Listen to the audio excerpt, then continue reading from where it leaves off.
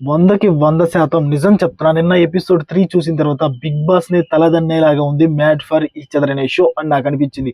మామూలు గొడవలైతే లేవు స్వామి. నిన్నైతే 4 గొడవలైతే జరిగాయి. ఎక్స్ట్రార్డినరీగా ఉన్నాయి. బిట్టు అండ్ సంధ్య వాళ్ళిద్దరికీ తెలుగు రాదని ప్రతి ఒక్కరు పాయింట్ ఔట్ చేసి మాట్లాడటం మీకు నచ్చిందా? నాకైతే అస్సలు నచ్చలేదు. అసలు ఏం జరిగింది నిన్న 'మ్యాడ్ ఫర్ ఈచ్ అదర్' అనే షోలో జరిగిన గొడవలు ఏంటి మొత్తం మీకు తెలియాలంటే ఖచ్చితంగా వీడియోని లైక్ చేయండి, కామెంట్ తెలపండి, మొత్తం మాట్లాడుకుందాం. ఓకేనా? నిన్న ఎపిసోడ్ 3లో ఏమైందంటే బిట్టు అండ్ సంధ్య వాళ్ళైతే బయట ఉన్నారు కదా, వాళ్ళు ఎవరితో స్వాప్ అయ్యి హౌస్లోకి వెళ్తారు. స్వాప్ అయిన వాళ్ళు వచ్చి హాల్లో అయితే పడుకోవాలా. వీళ్ళైతే వాసంతి అండ్ కళ్యాణ్ వాళ్ళిద్దరిని అయితే స్వాప్ చేసి వీళ్ళు హాల్లో పడుకున్నారు. వాళ్ళు అయితే బిట్టు అండ్ సంధ్య అయితే రూమ్లోకి అయితే వెళ్ళిపోయారు. ఇక్కడే మొదలైంది. కళ్యాణ్ అనే అతను, ఓకేనా, కళ్యాణ్ అనే అతను వాసంతి హస్బెండ్. అతను ఏమంటున్నాడు, ఇక్కడ వీళ్ళు స్వాప్ చేసేటప్పుడు చెప్పారు బిట్టు అండ్ సంధ్య, ఓకేనా, మనకి మేము తెలుసు, కానీ తెలిసినా కానీ లాంగ్వేజ్ మీదే నన్ను వాసంతి అండ్ కళ్యాణ్ వీళ్ళు చేయటం నాకు నచ్చలేదు అని బిట్టు అయితే చెప్పాడు. ఓకేనా? చెప్పినప్పుడు ఇక్కడ పవన్ కళ్యాణ్ ఏమన్నా మాట్లాడారంటే ఏమీ మాట్లాడకుండా ఆ తర్వాత అంతా అయిపోయిన తర్వాత కన్వర్జేషన్ అయితే చేస్తున్నాడు పవన్ కళ్యాణ్. అక్కడ వాసంతి కూడా చెప్పింది, శ్రీముఖి ఉన్నప్పుడు అందరి ముందు మాట్లాడు అని వాసంతి ఖచ్చితంగా కళ్యాణ్కి చెప్పింది. ఎందుకంటే వాసంతి హస్బెండే కాబట్టి కళ్యాణ్.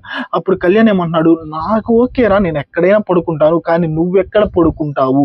నువ్వు లేడీ కదా, నువ్వు బయట పడుకోవడం ఆ చలి అదంతా నువ్వు తట్టుకోలేవు, అని నీ కోసం నేను మాట్లాడుతున్నాను అని వాసంతి అయితే చెప్తున్నాడు కళ్యాణ్.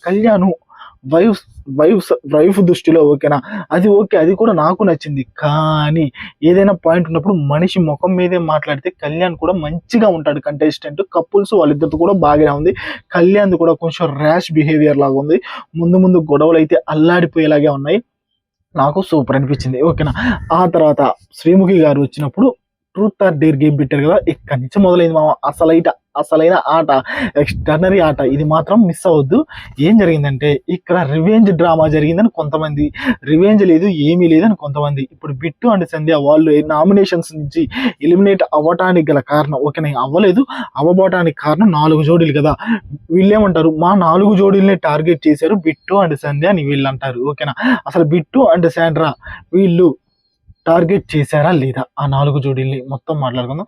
ఇప్పుడు ట్రూత్ ఆర్ డేర్లో ఫస్ట్ నోకరాజు గారికి అయితే వచ్చింది. నోకరాజు గారు వెళ్ళి ట్రూత్ చెప్పమని ఆసియా దగ్గరే పెట్టారు. ఆసియా, మన పేరెంట్స్ ఒప్పుకోకపోతే, ఓకేనా, నన్ను వదిలేస్తానని అన్నావు కదా, ఒకవేళ మన పేరెంట్స్ ఒప్పుకోకపోతే నిజంగా నన్ను పెళ్లి చేసుకునే దానివి కాదా అని అడిగితే ఆసియా అయితే ఇక్కడ సూపర్గా చెప్పిందని నేను అన్నాం, వరస్ట్గా చెప్పింది. ఎందుకంటే నిన్ను పెళ్లి చేసుకోను, మా ఇంట్లో వాళ్ళు ఒప్పుకోకపోతే, మా ఇంట్లో వాళ్ళు చూపించిన వాళ్ళని పెళ్లి చేసుకోను, కానీ నన్ను నేను సూసైడ్ చేసుకుంటాను అని చెప్పింది.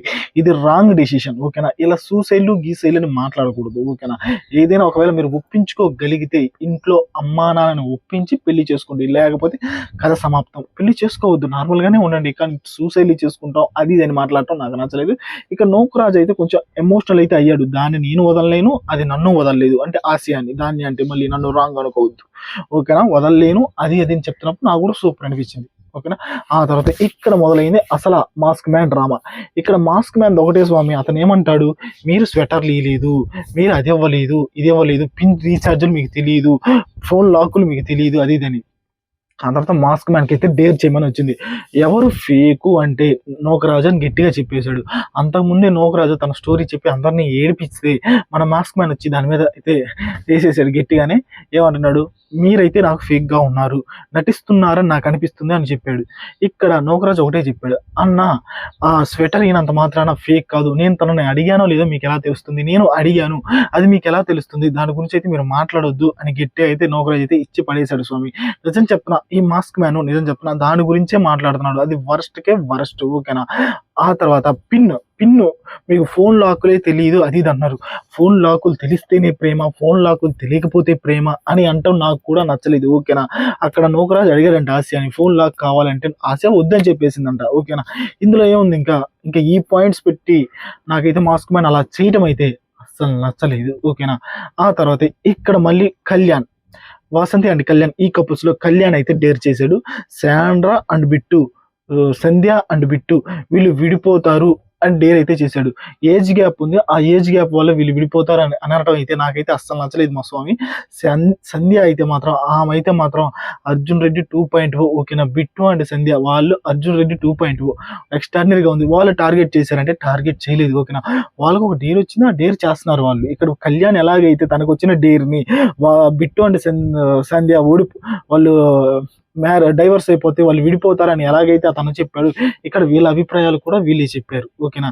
ఇందులో ఎలాంటి తప్పు లేదు. ఆ తర్వాత ఇక్కడ మళ్ళీ ఏం జరిగింది, Sonia and Siddhu and Bittu and Sandhya వీళ్ళు ఏమంటున్నారు, ఏం లేదు మమ్మల్ని మీరు టార్గెట్ చేశారు, మమ్మల్ని బయటికి పంపించాలి అని అనుకుంటున్నారని సోనియా సిద్ధు మాట్లాడుతున్నారు.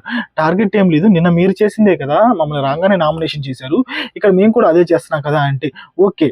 ఇప్పుడు మేము ఇప్పుడు బిట్టి ఏమంటున్నాడు, 2 days నుంచి మీరు మాకు అర్థం కావట్లేదు, మిమ్మల్ని మేము గమనించట్లేదు అని సిద్ధు అండ్ సోనియాని అయితే డేర్గా అడిగేశాడు ఓకేనా. ఇక్కడ సిద్ధు ఏమంటాడు, ఓకే 1 week దాకా చూస్తా, అతను తెలుగు మాట్లాడకపోతే ప్రతి వారం అతన్ని గుద్దుతా అన్నాడు. గుద్దుతా ఏంటి, గుద్దుతా మైండ్ యువర్ లాంగ్వేజ్ అని సంధ్య అయితే గట్టిగా ఇచ్చి పడేసింది స్వామి. ఏమి ఒకటే అంటుంది, నేను ఎవరికైనా చెప్తా కానీ ఎవరైనా నాకు చెప్తే నాకైతే అసలు ఎక్కదు, నాకు అసలు ఎక్కించుకోను అని గట్టిగా అయితే ఇచ్చి పడేస్తుంది ఓకేనా. నాకు కూడా సంధ్య అని చూస్తుంటే మంచి కంటెస్టెంట్ అయ్యేటట్టే ఉంది, బిగ్ బాస్ సీజన్ అని అడుగులో పెట్టేటట్టే ఉంది అని గట్టిగా అనిపిస్తుంది. ఎందుకంటే ఆమె చేసే ప్రతి దాన్ని అంత గట్టిగా మాట్లాడుతుంది ఆమె ఓకేనా. ఇక్కడ వీళ్ళు ఏమంటారు, అంజలి అండ్ పవన్ వీళ్ళు కూడా అంతే ఓకేనా. అమ్మా మిమ్మల్ని నామినేట్ చేసాం, కొంచెం టైం కావాలని అన్నారు మీరు ఓకేనా. ఇప్పుడు మీకు కూడా తెలుగు నేర్చుకోవడానికి టైం కావాలి, తెలుగు నేర్చుకోండి. నిన్న మమ్మల్ని ఎలాగైతే మీరు పాయింట్అవుట్ చేసి మీరు తప్పు అన్నారు, ఇప్పుడు మీరు చేసేది కూడా తప్పు అని అదే ఇది అని ఏదో ఇంకా అది ఇదని మాట్లాడేసుకున్నారు మామ. నాకైతే బిట్టు అండ్ సంధ్య వీళ్ళైతే సూపరో. సోనియా అండ్ సిద్ధు కూడా డిఫెండ్ చేసుకుంటున్నారు, పర్లా వాళ్ళు బాగానే మాట్లాడుతున్నారు. కానీ బిట్టు అండ్ సంధ్య మాత్రం ఎక్స్ట్రాడినరీ మామ, ఇచ్చి పడేస్తున్నారు. ఏం జరుగుతుందంటే ప్రతి ఒక్కరు లాంగ్వేజ్ గురించి మాట్లాడుతున్నారు. ఇప్పుడు అతనికి తెలుగు రాదని తెలుసు, నేర్చుకుంటున్నాడు అని తెలుసు, కానీ 1 వారంలో నేర్చుకోకపోతే నామినేట్ చేస్తా, 2 వారాల్లో నామినేట్ చేస్తా అని అంటాం నాకు అసలు నచ్చల. ఇక్కడ శివ్ కూడా అదే అంటున్నాడు ఓకేనా. శివ్ అదే అంటున్నాడు, అంజలి పవన్ అదే అంటున్నారు, సోనియా అండ్ సిద్ధు అదే అంటున్నారు, వాసంతి అండ్ కళ్యాణ్ వీళ్ళు అదే అంటున్నారు. ప్రతి ఒక్కరు లాంగ్వేజ్ మీద వేస్తున్నాలేకి. ఇంకా సంధ్యకి అయితే అర్జున్ రెడ్డి వచ్చేసాడు బయటికి, ఒక్కొక్కరికి ఇచ్చి పడేస్తాను స్వామి, నేను చెప్పేది మీరు వినండి, మీరు చెప్పేది అయితే నాకు తలకు కూడా ఎక్కదు అని మాత్రం గట్టిగా ఇస్తుందయ్యా. ఏమో మాత్రం నాకైతే మంచి కంటెస్టెంట్ అవుతుంది బిగ్ బాస్ సీజన్ 9కి అని అనిపిస్తుంది. ఆ తర్వాత ఏం జరిగిందంటే, నటరాజ్ అండ్ నీతు గారు అయితే నటరాజ్ గారికి విడాకులు ఇద్దామని ఒకసారి అనుకున్నారంట. ఎందుకంటే వాళ్ళకి పెళ్లి కాకముందు 25 years బ్యాక్ నటరాజ్ గారు ఒక తప్పు చేశారంట. నటరాజ్ గారు మాత్రం మన్మధుడు అని నాకు అనిపిస్తుంది స్వామి. ఎంతమంది గర్ల్ ఫ్రెండ్స్ స్వామి నటరాజ్ మాస్టర్కి, కాకపోతే ఇంకా నటరాజ్ మాస్టర్లోని సింహం బయటికి రాలేదు. ఆయన మాత్రం బయటకు వస్తే టీఆర్పీలు బద్దలవుతాయి, ఇంతవరకు రాలేదు. ఎదురు చూస్తున్నా నటరాజ్ మాస్టర్లో నుంచి సింహం ఇప్పుడు బయటికి వస్తుందా అని. ఇప్పటికైతే మన్మధుడు ఇస్తున్నాడు, చూద్దాం ఫ్యూచర్లో ఏమైనా సింహం వస్తుందేమో. ఇక్కడ శివ్ అండ్ ప్రియాంక వీళ్ళు కూడా ప్యారడైజ్లోకి వెళ్ళాలనుకుంటున్నారట. నిజం చెప్తున్నా, శివ్ అండ్ ప్రియాంక అది కొంచెం ఇరిటేటింగ్ అని నాకైతే గట్టిగా అనిపిస్తుంది మామ. వీళ్ళైతే ఎలిమినేట్ కూడా అయిపోయారు, కాకపోతే ఇరిటేటింగ్గా ఉంది ఓకేనా. వీళ్ళు ఎక్కువ ప్రేమ అందరికీ తెలియాలి అన్నట్టు ఓవర్ డ్రామా చేస్తున్నారు అని నాకు అనిపిస్తుంది. జెన్యున్గా నాకు అనిపించింది ఓకేనా. ఇక్కడ చిన్నులు గున్నులు ఓకేనా, వాళ్ళు మాత్రం సూపర్ మామ. చిన్నులు గున్నులు వాళ్ళు మాత్రం రోల్ రివర్స్లో అయితే కామెడీ చేశారు, ఎక్స్ట్రాడినరీ కామెడీ ఓకేనా. పిల్లలు కావాలని గున్నులు, వద్దు అని చిన్నులు ఓకేనా. కాకపోతే పిల్లలు ఉంటే బాగుంటుంది, సూపర్. జాను బాను వాళ్ళిద్దరు కపుల్స్ ఓకేనా, ఎక్స్ట్రాడినరీ, పర్లేదు, అంతా బాగానే ఉంది. నాకైతే కొంచెం డిఫరెంట్గా అనిపిస్తుంది మాస్క్ మ్యాన్ హరీష్ గారు ఇంకా డ్రెస్ గురించే మాట్లాడుతున్నారు, అదైతే వదిలేయాలా. ఆ తర్వాత వీళ్ళైతే బిట్టు అండ్ సంధ్య మాత్రం ఇచ్చి పడేస్తున్నారు. ఈ 3 couples వాళ్ళని ఎవరైతే పంపించడానికి చేశారో వాళ్ళని టార్గెట్ చేస్తున్నారంటే అదేమీ కాదు. ఇక్కడ వాళ్ళకు వచ్చిన అభిప్రాయాన్ని వాళ్ళు గట్టిగా మాట్లాడుతున్నారు అని నాకు అనిపిస్తుంది. మీకేమనిపిస్తుంది గట్టిగా కామెంట్ చేయండి. ఖచ్చితంగా మ్యాట్ ఫర్ ఈచ్ అదర్ పిచ్చెక్కిస్తుంది, పిచ్చి పడుతుంది, షో ఇంటర్నేషనల్ లెవెల్కి వెళ్తుందని నేను గట్టిగా భావిస్తున్నాను. మీరేం భావిస్తున్నారు కామెంట్ చేయండి.